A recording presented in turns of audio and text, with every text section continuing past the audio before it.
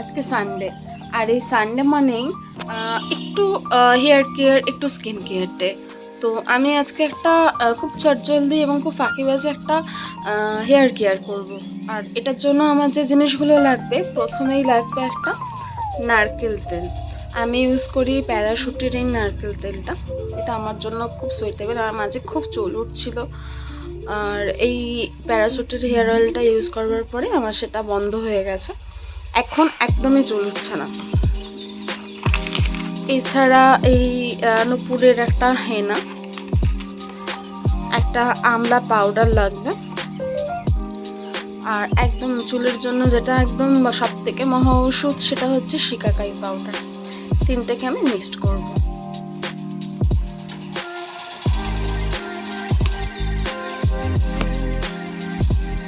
আমি আমার চুলের পরিমাণ অনুযায়ী এখানে তেলটা নিয়ে নিচ্ছি। আঁচলটা বেশ লম্বা, সেই অনুযায়ী আমি তেল নিয়ে নিলাম।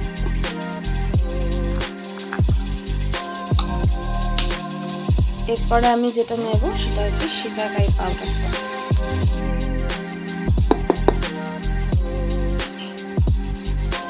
ব্যাস এতটুকুতেই আমার হয়ে যাবে। এরপর যেটা নেব সেটা হচ্ছে এই হেনা পাউডার। হেনা পাউডার বেশি লাগবে না বললেই চলে, একদম অল্প পরিমাণেই আমার লাগবে, যেহেতু আমি তেলের সাথে মিক্সড করে দিচ্ছি।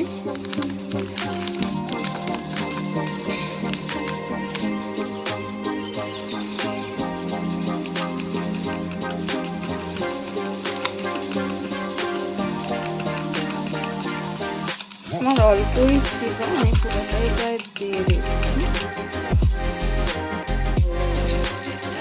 আর যেটা লাগবে সেটা হচ্ছে এই আমলা পাউডারটা। আমি কন্ডিশনার দেওয়া খুব একটা পছন্দ করি না, আসলে আমার যেন কন্ডিশনার দিলে হেয়ার ফল অনেকটা মনে হয় বেশি হচ্ছে, সেই কারণে আমি আমলা পাউডারটা প্রচণ্ডভাবে ইউজ করি।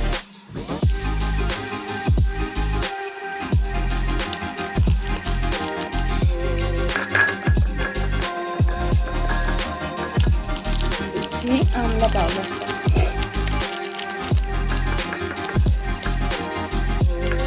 মোটামুটি 1 টেবিল চামচ করে দিলেই হয়ে যাবে। সব থেকে আসল কথা হচ্ছে এই হেয়ার অয়েলটা ইউজ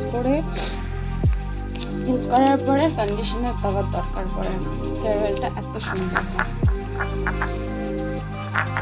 এটাকে আমি এখন 1 ঘন্টার জন্য রেখে দেব।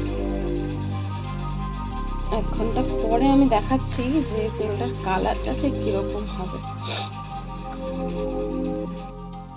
সবাই দেখো তেলের কালারটা কতটা চেঞ্জ হয়ে গেছে আগের থেকে।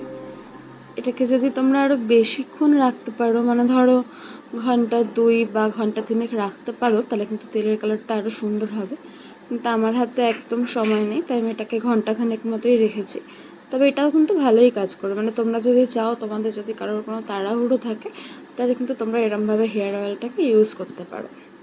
তবে হেয়ার অয়েলটা ইউজ করার আগে অবশ্যই চুলটাকে আগে আঁচড়িয়ে নিতে হবে।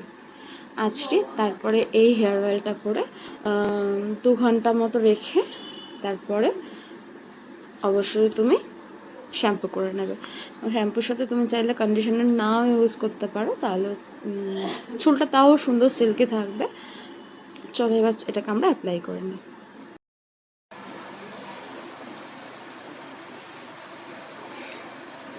হেয়ারটা কিন্তু ভালো করে কম্ব করতে হবে, যাতে হেয়ারে কোনো জট না থাকে।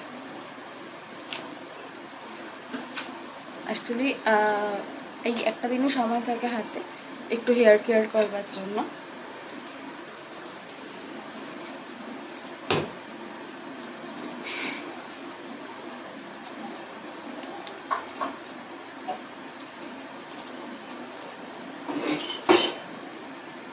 তারপরে এই তেলটাকে আমরা ইউজ করব।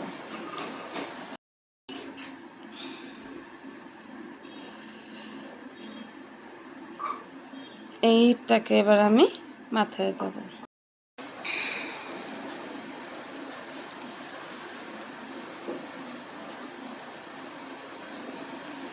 পুরো চুলে এটাকে আমি অ্যাপ্লাই করে নেব।